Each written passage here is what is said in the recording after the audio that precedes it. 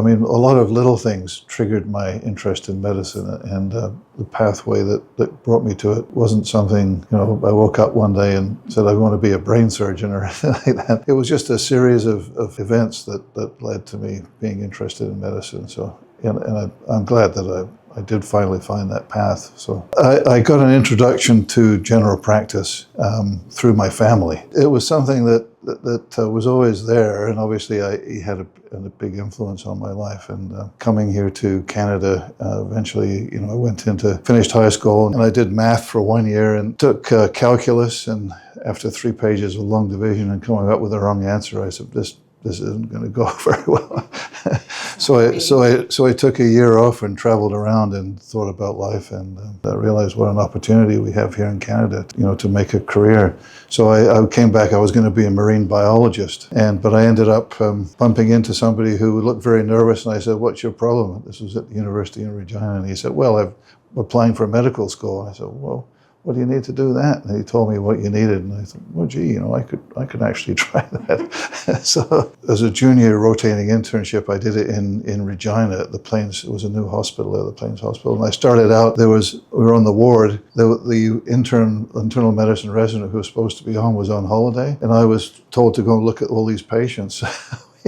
I looked at all these patients, and one of them had a seizure while we were doing rounds, and it turned out he had cerebral TB, and which was something. So I said, well, there's something to this. There has a lot of problem solving, and I got interested in internal medicine. So that was what sort of triggered me to get interested in internal medicine. Was the complexity and problem solving associated with medicine in general. Yeah, respiratory medicine. When I went into it, it was just largely general internal medicine or respiratory medicine. General respiratory medicine just didn't consist of all these categorizations. So now there's a whole lot of subspecialties, and it's daunting to figure out what you want to do. First of all, you decide you want to do internal medicine, then you want to do respiratory medicine, then you think about the subspecialties you want to go into. And sleep medicine, we didn't know anything about it when I was in medical school. We had a case, and this fellow he was a delivery man, and he'd gotten into car accidents because he was falling asleep at the wheel.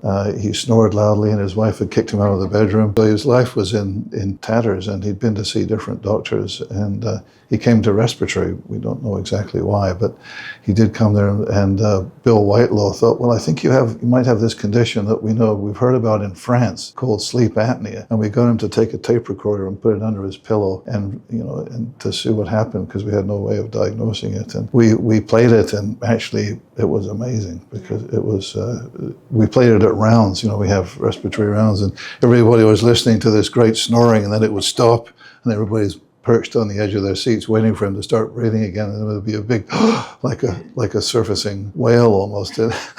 And it was, to us, it was sort of bizarre, but that was my first exposure to it, and the whole system has evolved a lot since then, and we didn't have any treatment for it, but it's been fascinating watching the growth of it. And my colleague John Fleetham, who I eventually was recruited out here to UBC, and he'd been working with a fellow in Winnipeg called Meir Krieger, who was one of the grandfathers of sleep medicine. We basically set up a lab, John did basically, and he got funding for a 1-bedded lab, and we had these old grass recordings and a big stack of paper in the morning. And that was the way we diagnosed it, and the treatment.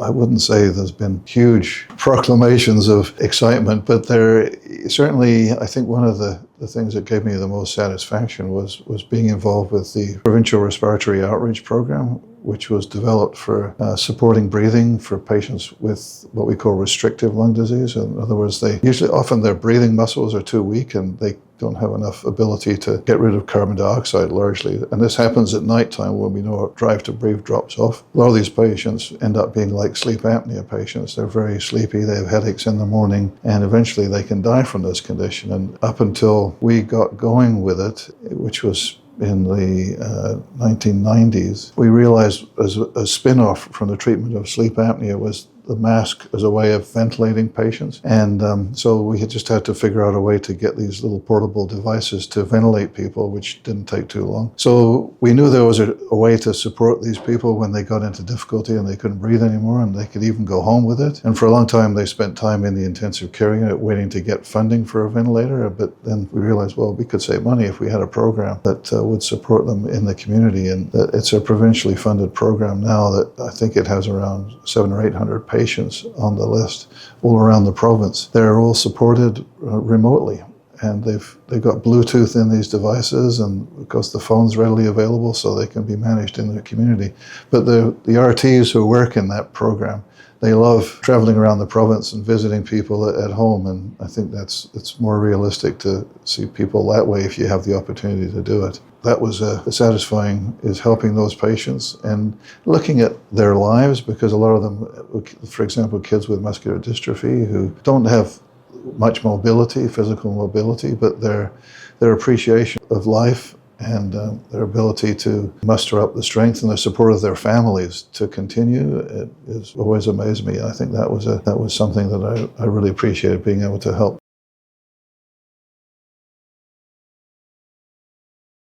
The one that had the biggest impact on me, although he wasn't a mentor in terms of somebody who really showed me my particular path, but he was somebody who inspired me to pursue medicine, was Clarence Ginter. And he was an interesting fellow from Osler, Saskatchewan, a small town in Saskatchewan. He was head of medicine when I was there, and he became dean of medicine as well, and went on, like I said, to get involved in administration. So he was very supportive to have a chap like that in your corner, saying, on a first name basis. I didn't call him Clarence, but he called me Jeremy.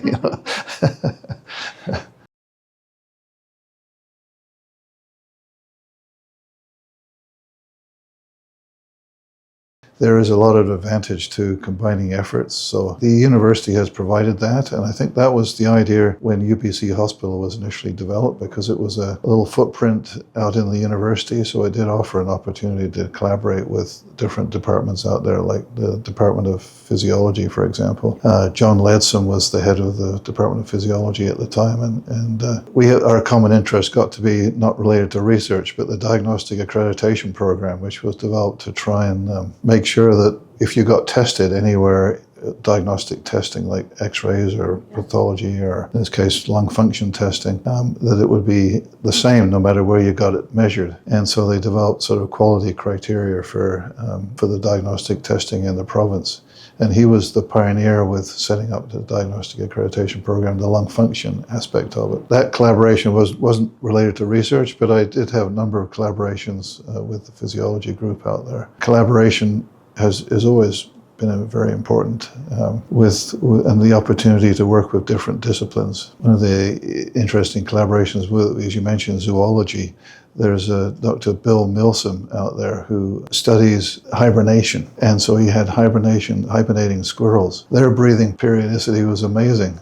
They would just breathe sort of very periodically. There would be a little breath, so he would study them. And it's amazing how hibernation and breathing and metabolism are integrated into hibernation. So they did work with Bill a little bit in terms of control of breathing. There's a lot to be learned from our fellow species as well. The best model for sleep apnea is the British bulldog. Oh.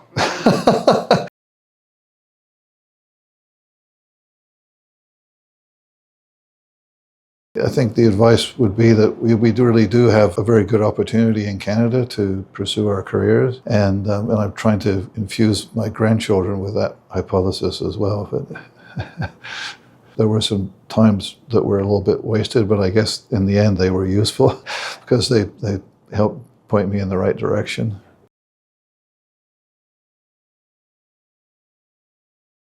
The UBC has this philosophy that they talk about. They are very helpful at helping you think about retirement and planning for it financially and socially. But they talk about the go-go years, the slow-go years, and the no-go years.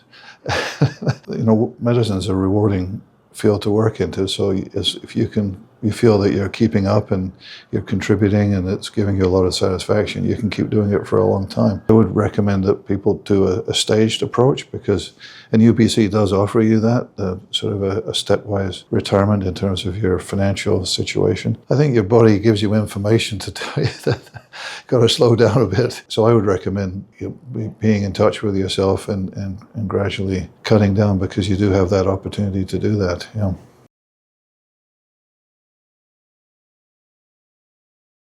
I did enjoy teaching, and I enjoy particularly the enthusiasm of the medical students that are coming on board, and the problem-based learning approach was I think they really enjoyed that. Once I got used to it, I enjoyed it too. Yeah.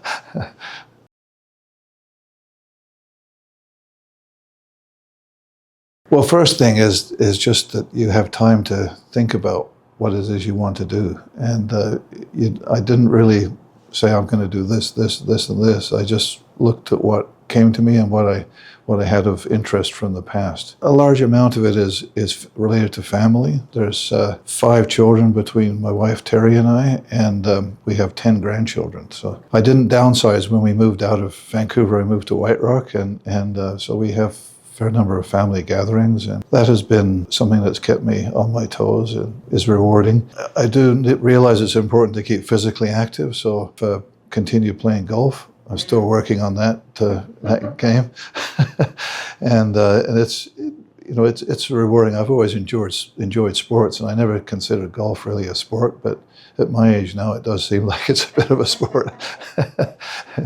and I have some hobbies like gardening and watching birds and going for walks and things in nature. So I'm trying to encourage the grandchildren to get off their cell phones and get into the nature a little bit.